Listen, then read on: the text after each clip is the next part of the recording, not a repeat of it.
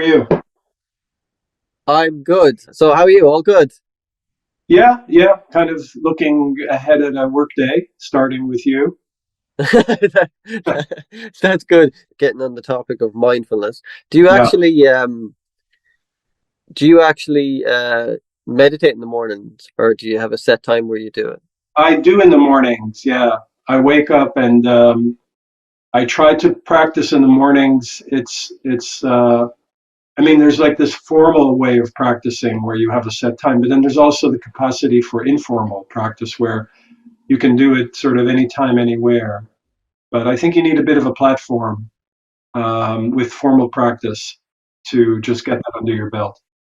How did you get into the whole aspect of mindfulness? Um, my entry route was a little bit different than other people. I was working as a therapist initially um, in a treatment clinic for people with depression and anxiety. And what I found was that in people who were doing well in therapy, they were able to find a way to watch their experience, to become a little bit, to get a perspective where they're watching and witnessing their thoughts and feelings and not getting fully pulled into them. And when they were able to do that for themselves, they were able to be more adaptive, and the depression and things like that had less of a grip on them. And I received a grant to try to develop a way of helping people prevent depression, and felt that mindfulness training could be very helpful if there was a way of embedding it inside a kind of treatment format. And then I started to investigate it, and then I started to practice it, and then I started to teach it inside a therapy context. Okay. Yeah, I have OCD, so for me that's how I got into the whole aspect of mindfulness because Okay, so you're the familiar with mindfulness. yeah, yeah, kind of. It helps me a lot because Yeah, like with OCD, it's like you're bombarded with thoughts constantly. So yes, yes, it's to try and because it's hard at first. Like I said to people, that there's like, doing mindfulness is quite difficult because you're almost trying to turn your brain. Like it's hard to. You always latch on to thoughts, and they kind of yeah, drag you down. So it's like I yeah, kind of view it as like clouds. You have to just kind of let them pass. So yeah, that's my kind yeah. of But not thing. everyone Yeah. can do that, and sometimes the real struggle is being convinced that you have to respond to this thought versus the possibility of seeing this thought sort of popping into your mind, staying in your mind, and passing through your mind. Yeah. Uh, that's an interesting perspective, but it takes work to get there. Yeah, it's quite difficult. It's definitely but it helped me a lot. Like I Yeah, think yeah, I find that if I don't really do it in the mornings, I kind of I don't really feel as good because I'm kind of it's like working out. I've built up to that kind of thing that I have yeah, to do it. I think but it just yeah, helps because yeah, like with OCD, it's just kind of you're trying to just bring yourself a bit down, yeah, and yeah. yeah, so I mean, the that's thing what. I've found too is that people can sometimes feel as if it's a panacea when it's not. Hmm. The people that I've worked with, they need more than just working with mindfulness. Sometimes antidepressants can be very helpful. Sometimes having a routine that they know of things that they find rewarding and sticking to it, that can also be very helpful. So Hmm. mindfulness doesn't sort of make everything go away, but it makes you able to engage with ways of helping yourself that can have their own payoff. Yeah, yeah, for sure. It's kind of has that added kind of help to you.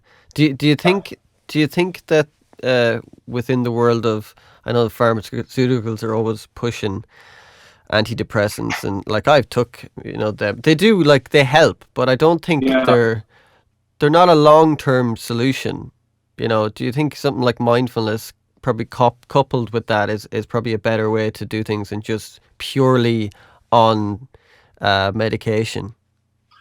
I think one of the important points to get across is that depending on where you are with Hmm. your struggles, you may need different kinds of things. So if someone can't get out of bed and someone is really having a lot of trouble at work or socially, um, I think that in a more acute phase of depression or anxiety, I think therapy and medication is going to be very helpful.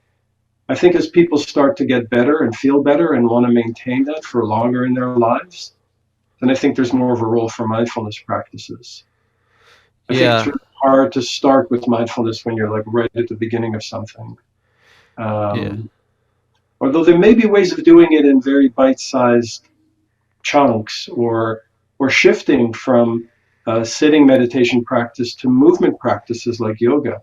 I think that can be done pretty much at any time where someone is, and then maybe shifting as people feel better to more of the formal sitting practice.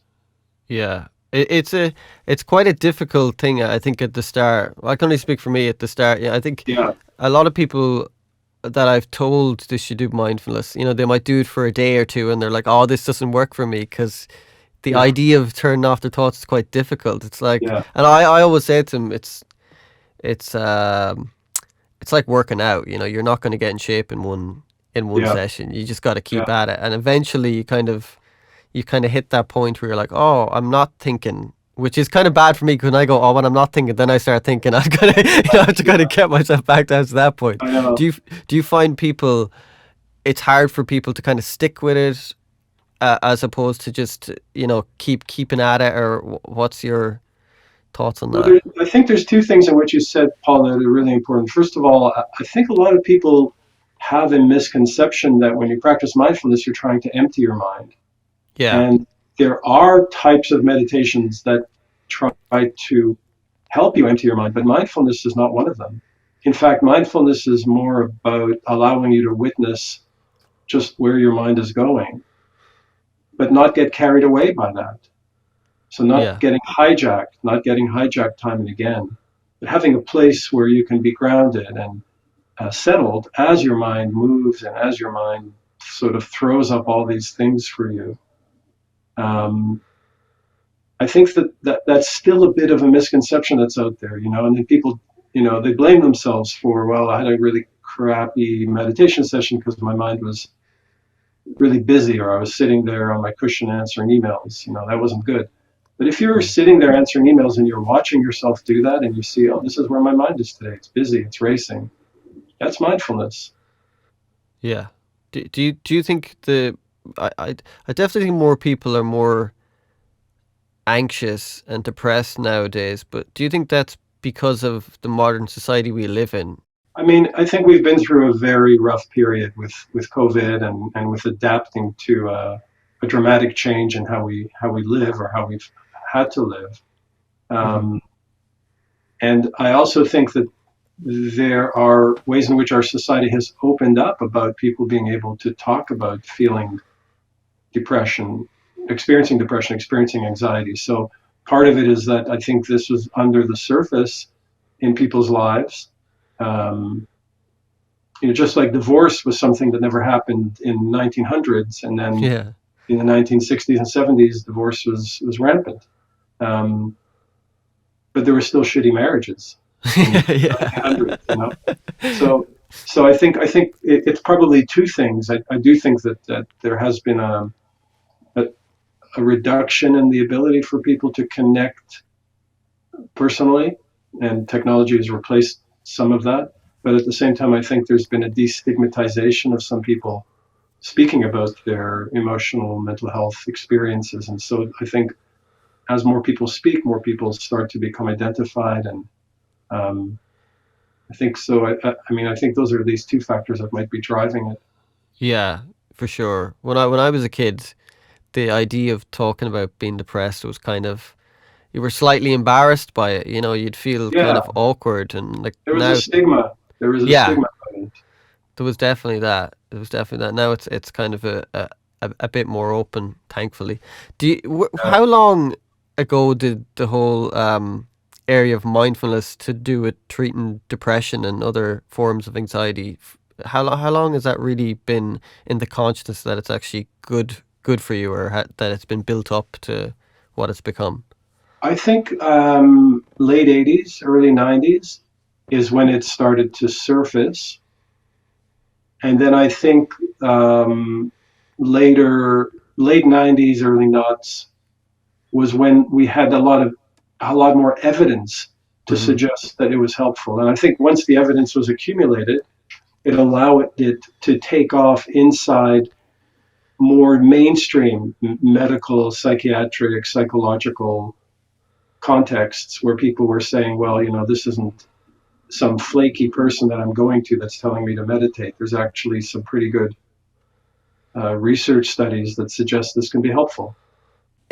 Is it different between country to country with regards to mindfulness of how popular it is? Because I don't think it's massively popular in Ireland. Maybe it is. I don't know, but it seems to be You more. don't think, or you do think? I don't think. Maybe I'm wrong. Yeah, I don't know. yeah, Maybe I live in a tiny bubble. But I yeah, mean, for me, I heard about it mostly through like we'll say American media and stuff like that. yeah, yeah, It yeah, seems yeah. more prevalent in America than here. I mean, I think that in Britain, Mm. um, it's very popular. I think in North America, it's very popular. I think in Britain, it's popular because um, they've actually had a number of government initiatives to try to um, disseminate mindfulness into sort of the school system, into the forensic system, Hmm. into the mental health system. And so people see it as more legitimate because the government has sanctioned it in some ways, and the sanctioning comes from the fact that they've reviewed evidence. Right. Um, I think so. That's a very systematic approach. I think in the U.S. it hasn't been sanctioned in the same way. I think it's been marketed in that way so that people feel that they're drawn to it because they hear of it a lot. Magazines like Mindful, Yeah. a lot of courses and things like that. And I think some of that just flows back into Canada. Um, and I think in general, meditation has always been very um, popular and curious among a small subset of people. But people also who practice yoga are likely to have heard of meditation and mindfulness, and that group has really grown. But I think it's pockets, in different countries, and I think all of us have to recognize that whatever we know about mindfulness has been brought to us by people who practiced it originally in a number of other countries that we had very little contact with. Thailand, Tibet, um, India, um, places like that, Cambodia. The sort of South Asian countries. Yeah. And then we are, in a sense, practicing it in ways that have been influenced by how it gets expressed in a Western context. Yeah, they've started to. In speaking of in Britain, they started to offer surf lessons to people with depression. Which I surf, so like there's nothing better than kind of being sitting out in a wave and just chilling. It's a great feeling. Okay, that's great. So, yeah, it's worth What a do you do if you try. live? What do you do if you live in Switzerland and you're landlocked? Get a really big bath. Yeah, right. I don't think you can surf in. They have a lot of lakes there, but I don't think they get a lot of turbulence to generate waves. No, no, I think it's only kind of places where we're not landlocked, so it's a bit Yeah, yeah, only works in that aspect. yeah, yeah. Well, I What? think. Sorry, go So, ahead. so I was going to ask you, how does mindfulness actually affect the brain? Like, what is it actually doing to the brain? That's actually, I know you could say it's calming it, but what is it actually doing on a more biological level that it's doing to it? Yeah, that's a great question. There are a lot of studies of this in reference to depression, but also in reference to powerful emotions more generally. I think in depression, there are ways in which um, the front parts of the brain, which are called part of the executive network, our ability to plan, our ability to evaluate, to judge, to reference things back to ourselves. Parts of those circuits can be shut down by depression. So, for example, people have a lot of trouble concentrating, reading, making decisions, and everything seems to be relevant to them. What does this mean about me? And they judge themselves very harshly. Um, Mindfulness helps to shift some of the circuitry from those regions to parts of the brain that are involved with processing sensations in the Okay. body. And those parts of the brain are not at the front and in the middle. Those parts of the brain are on the side of the head and a little bit more towards the back, not towards the front. And so there's a kind of a seesaw between the front being very active and shutting down the processing of sensory information. Or if you can amplify the processing of sensory information, sometimes you can naturally quiet the mind that is driven by the front part of the brain. Right. And so it gives people a chance to step out of some of that incessant judgment, evaluation, and by connecting with sensation, people are able to be a little bit more anchored in the present moment. And so then maybe they can see things in a different way that has more optionality, more choice. And then they still have to act. They still have to take, you know, ways of getting behaviorally involved, but they Hmm. have a little bit less clutter in their way to make those decisions, take those actions. That's good. It's interesting. The brain is such a strange thing because it's sometimes you could say it works against us at times, which is quite odd because it is us. Like Yeah, I yeah, always find it quite strange because yeah, um, I once had a conversation with someone, actually, a guy who was an OCD doctor, and I said to him, you know, like the whole thing is like no thoughts are real, and he said, well, all thoughts are real, which is quite a, you know, there's such an odd way of looking at that. And I was thinking, if all thoughts are real, I'm screwed because it's like I've had some crazy ones. But yeah, yeah. have you ever met anyone that actually has hard to say get over depression, but has actually it's quieted their depression as much as we'll say using antidepressants or anxiety medication or anything like that. Is there anyone that you've ever encountered that just Yeah, yeah, could yeah. It's really? not unusual. Yeah. But, you know, it's more complex than that. It might have been that they started using antidepressants to help them initially, Mm-hmm. and they've gotten to a place where maybe they can have a little bit of a buffer between their thoughts, Okay. between thoughts like, I'm no good, between thoughts like, I've never done anything meaningful, between thoughts, others hate me. So those thoughts can still keep coming back, but maybe the antidepressants give them a bit of a buffer, and so they don't have this immediate claim on them. Yeah. And so mindfulness can also provide that kind of buffer or distance, but it comes from um, acquainting and befriending these kinds of thoughts instead of trying to banish them or um, push them away. You start to see, oh, you know, here come these thoughts again. Here come these ways of judging myself. Oh, here you are. And then maybe you start to name them. Like you call them, oh, here come the usual suspects. You know, my devaluing thoughts or I'm no good thoughts. So here you are. Um, and then you just watch them, but you don't identify yourself fully as being that thought. It's what you Uh-huh. just said, all thoughts are real. They're real, but that doesn't mean that they're you. Oh, okay. That's a good And way to look at it. one of the things that people take out of this mindfulness based cognitive therapy that we've developed, when you ask them just as they're about to leave the door, see you for the last time, like, what did you get out of this course? There's two things that they say. One of them is thoughts are not facts, and depression is not me. Uh-huh. That's So there's cool. more space for them as a person that is not fully defined by the thoughts that are going through their minds. Yeah. Because that And is that mindfulness supports that. Mindfulness supports the ability to see and experience that directly. that's cool. Yeah, yeah, it's kind of It's almost like you're taking a bird's eye view of yourself and your thoughts Yeah, sometimes, isn't it? yeah, Usually yeah, that. yeah.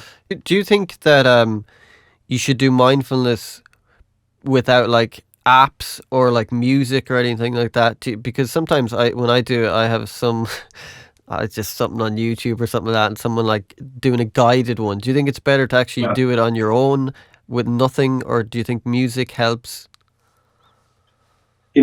It's kind of individual. Okay, It's kind of individual. I mean, um, I think the best support can be listening to a teacher who really knows what they're doing.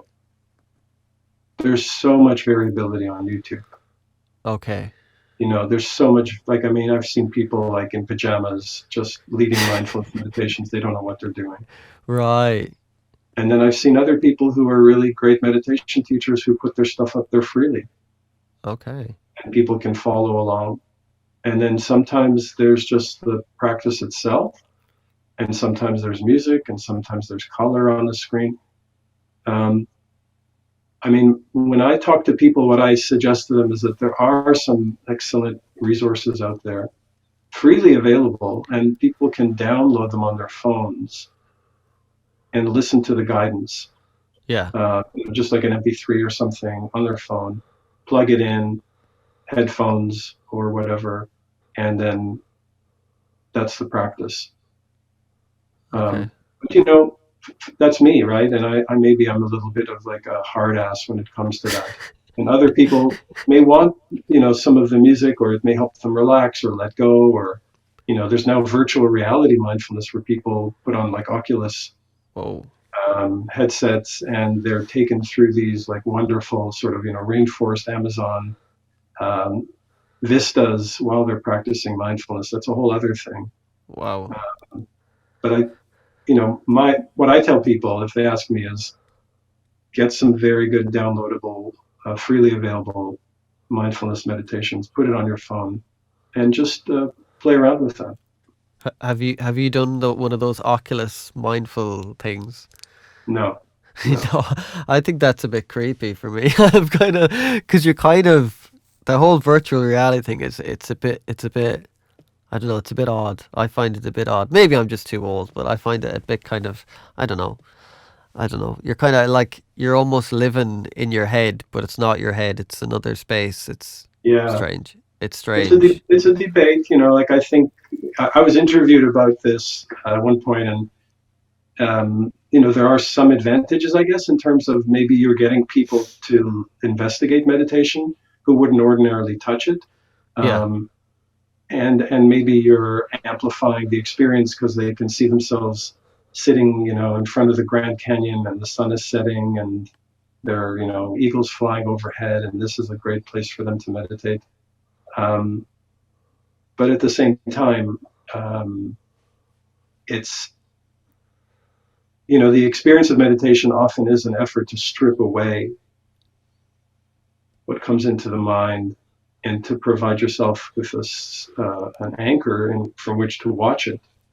And I think what happens with some of the VR stuff is that it ends up adding a lot to the Right. experience. It enhances the experience and it supercharges it in terms of different sensory inputs. Um, so yeah, it's still a work in progress, I'd say.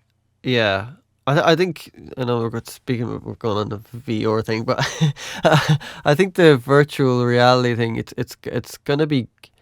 I think it's quite dangerous in a lot of ways because if you're going off in these vast places through VR and you're gonna get like a weird come down. Like if you come down, you're sitting in in an empty apartment.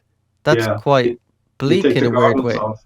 Yeah, Yeah, so then it's going to like create a society where people almost are like addicted to that, which is quite a dangerous thing. So all of those things I find as fascinating as they are, there's a there's a quite odd danger to them with regards to I think our minds.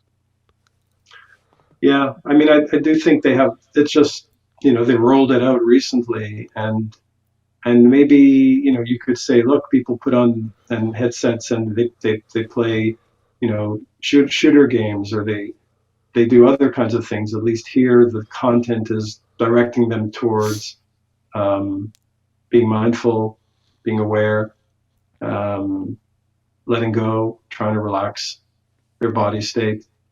So yeah, it's just, welcome to capitalism. Yeah, that's definitely it. It's the world we live in. How time wise, how long do you think people should? I'm sure it's different for everyone, but is there a certain amount of time that you think is probably the quintessential good time to actually? Is it like 10 minutes or 15 minutes to do it, or is it just dependent on people, person to person? Sorry. Um, I mean, it, I think whatever I say has to be, the caveat is this is my view. It's not, the authorized view of the meditation community, Yeah, yeah, yeah. for sure. And I think that there are different ways of getting started. And I'd say, part of the amount of time that you practice, I think, involves looking at the kinds of barriers you come up against when you try to practice. I've heard of Buddhist monks who talk about it's okay to be a lazy meditator. It's okay to say, I can only practice for 1 minute today. I can only practice for 3 minutes today. I've heard others who say, um, it's 40 minutes a day, every morning, or don't bother, Okay. which is more of the hard line, And then if you go on a retreat, that's what you do. You sit and practice, and then you walk and practice, and then you sit and practice. So, that's going to lose a lot of people. And then the other problem is if you just do it, for once a day or 5 minutes, 1 minute, what are you getting out of it? And I think that one of the barriers that I've heard some people talk about is that if you decide you want to meditate, the first thing that you sometimes encounter is a kind of heaviness around people feeling, oh, this is such a big undertaking. This is such a vast and respectful undertaking that I have to endure. And all of a sudden, it becomes this big thing. And if you miss a day, you judge yourself. And if you can't do it, then it's like, oh, I'm never going to get there. And so that's why they're saying it's okay to be a lazy meditator. Um, if you do one thing every day, even if it's for a minute, eventually it'll grow into a practice. Try doing 3 minutes a day. But if you can do it every day, it'll grow into a practice. Then you can do 5 minutes, then you can explore it. So for those kinds of people, you don't want to make it into a big heavy thing where it becomes you change your name from Paul to Paul the Meditator, because that's the new identity you've taken on. That becomes very heavy Yeah. as an obligation. But then at the other end, I think there is a way in which practicing for longer periods of time um, reveal different phenomena to you. If you sit for 20 minutes, if you sit for 30 minutes, you'll notice that there are things that drive you crazy. You get bored. You get a sense that you're wasting your time.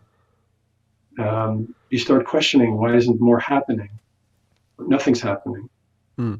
And then what you then get is the opportunity to work with these emotions inside your mind with mindful awareness, investigating them, befriending them, becoming curious. It's hard to get there if you're only practicing for 1 or 2 minutes. Right. Right. So it just depends on the nature of the obstacles that you encounter.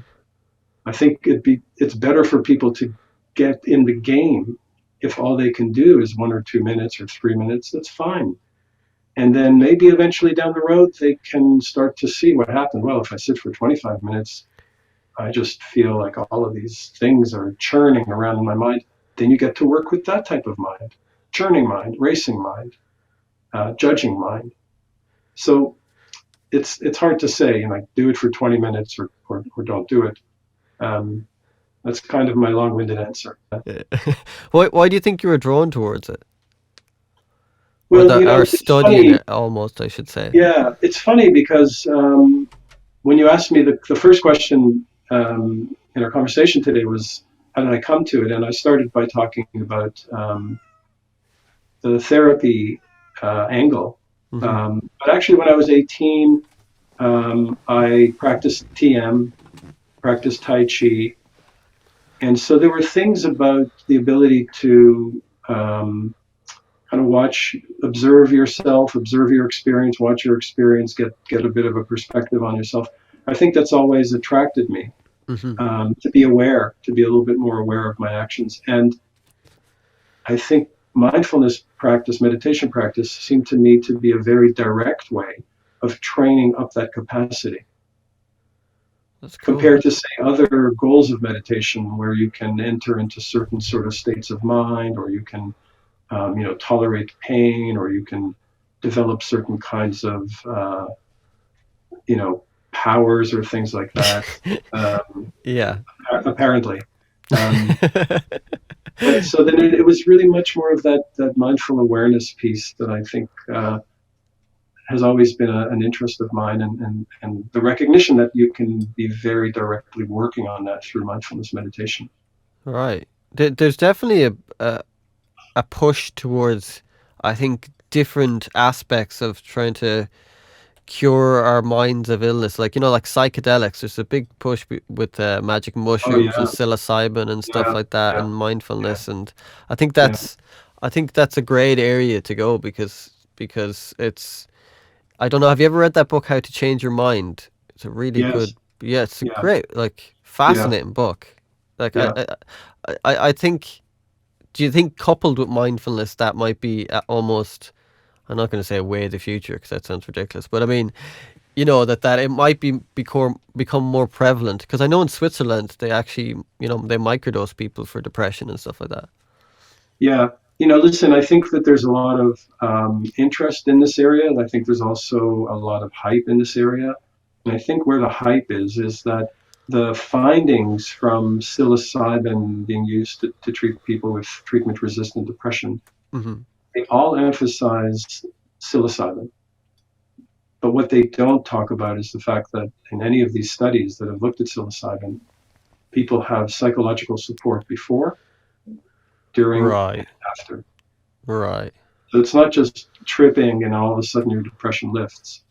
There are ways in which the psychological support components are necessary, and also to avoid adverse events. But they're not sexy enough to publicize, and they won't attract investor money Yeah, to make psilocybin more widely available. And I think getting the psychological support piece right can really be very helpful. Mindfulness can definitely be some of that, can definitely be part of that mix. hmm, But I don't think it's going to be showcased because the headlines are always going to be about the drug.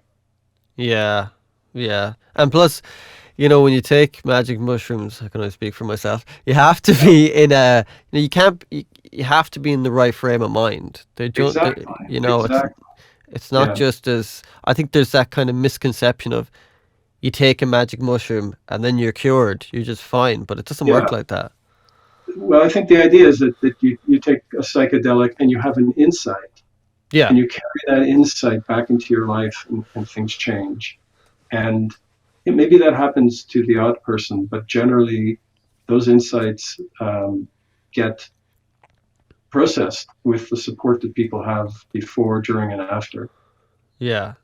Do you think it's ever going to get to a point that that stuff is going to get legalized?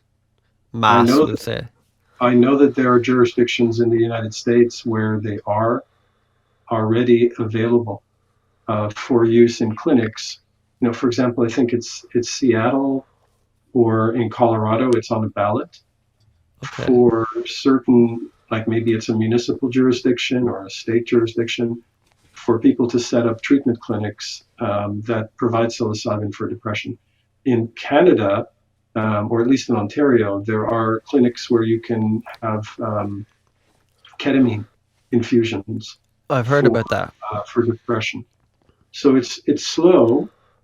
It's usually in a clinic with a health practitioner. It's not just sort of available at your corner store. Yeah. But that is one of the trends. Yeah. The LSD is another one that people are, but it's quite dangerous because I know if you have a history of schizophrenia, it can actually bring out the schizophrenia in you. That's what happened to Brian Wilson of the Beach Boys. Like he took that and he kind of Yeah, schizophrenia in him, and it just brought it all out and kind of. So there's those things that you kind of, I mean it's it's an odd one. dangerous. Yeah, yeah, yeah. Yeah, yeah. You need to look at the rates of people having negative experiences and factor that in. Is there any relation between doing CBT and mindfulness? Is there certain aspects that are connected within those two areas? Yeah, I think there are actually. I think there are. Um, they look very different. Okay. You know, practicing meditation and doing things related to meditative practice are not similar to what people do when they're working with a CBT therapist, where there's a lot of forms that get filled out. There's a lot of structure and planning and evaluation and looking at outcomes and things like that. And often in meditation practice, you're trying to let go of outcomes and just watching things as they unfold. Yeah. Uh, but there is one point of contact that they have in common, which might be surprising, but when you actually dig a bit deeper, it's not that surprising. Much of the work in CBT tries to get people to see their thoughts as ideas or um, mental events Hmm. that pop into their mind rather than as facts and as reality. And so getting people to recognize automatic thinking, thoughts that just pop into the head, and then seeing what they say about you, and then seeing whether that's true or not, whether there's evidence that supports that. Your friend, you were supposed to have dinner with a friend, and they didn't show up, and then how do you understand that? Well, maybe the first thought that pops into your head is, well, you know, they're rejecting me, or they don't like me, or I did something wrong, I angered them, and you've got all these thoughts traveling in your head. Um, and so they might say, how do you know which of these thoughts is true? And gather some evidence to look at that, or what has your experience been, either in support of that thought or against that thought. So then you're recasting thinking itself Hmm. as something that isn't an absolute reality. It can be evaluated from different perspectives. Sometimes you may be right, sometimes you may be wrong. So it Yeah. becomes relative. And then if you can change how you think about things, then you are going to change how you feel. And you'll be able to bring a more adaptable kind of perspective on things that happen in your life. And in mindfulness, you do that a lot simply by watching thoughts come up time and again. And you can then see that they have a certain kind of movement. They're not fixed. They come in your mind, they pop into your mind as if from nowhere. Hmm. They can stay there for a while. They can tell you, like, you need to deal with this, or you need to, take action on this. But if you can watch them, they'll eventually move through your mind. Other thoughts may come. So what you said earlier in our conversation about clouds, watching them move like clouds. And so that's an important point of contact. And I think that it's not just CBT, but often in psychotherapy itself, you can have this experience of having thoughts about yourself and then seeing them as just kind of ideas or Yeah. first impressions or automatic things that pop in. Yeah. It's like that. I think it's an odd one to understand that our thoughts don't think logical. Like they just. Like, so when you get a random thought, it's not a. Your brain's just sending you all these thoughts, and it wants one to stick, so you can kind of pivot Yeah. off it. Yeah. It's almost like that's what I kind of from just I can only speak for myself by having OCD. Like you'll get like a million thoughts, and one that sticks is what your Yeah. OCD will latch onto. So it's to Yeah. kind of detach from that thought and to kind of realize that it's just a thought and it's not. I mean, getting into the idea of what is reality, then it's that's another rabbit hole. But it's like Yeah. observing your thoughts. I think that's what mindfulness. Just that's what's great about mindfulness. Just that it teaches you how to kind of observe that thought and That's right. interact with it, but not get caught up in it. If that makes sense. Yeah. That's right. That you can watch the flow of thinking without picking out any one single thought that you have to act on. Yeah. Is there? Do you find that a lot of people, is it just depression that a lot of people are using mindfulness, or is it, say, like with OCD and stuff like that? Is that becoming more prevalent? Because I think definitely, I think for OCD, I always tell people like that I know that it really, like, I think it really helps. I do see it with depression, with anxiety, with OCD, um, sometimes with eating disorders. Oh, Uh, really? yeah, um, as I said, not just on its own as a panacea, Uh huh. but as a way of helping to regulate some of the emotions that can be driven by certain ways of thinking.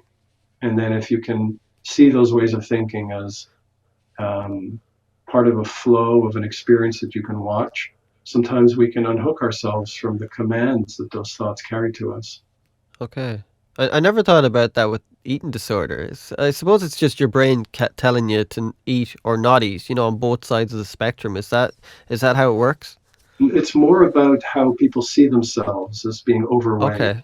or fat or um, needing to restrict or needing to purge, and all of those things where people can act impulsively. And mindfulness can sometimes provide people with a little bit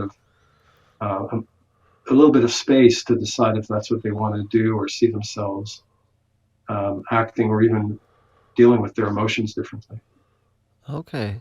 That's super interesting. Well, I thank you so much for this conversation. I Yeah, you're really enjoyed welcome. it, and for your time, and yeah, I really enjoyed it, and yeah, thank you, and have a You're lovely welcome. day.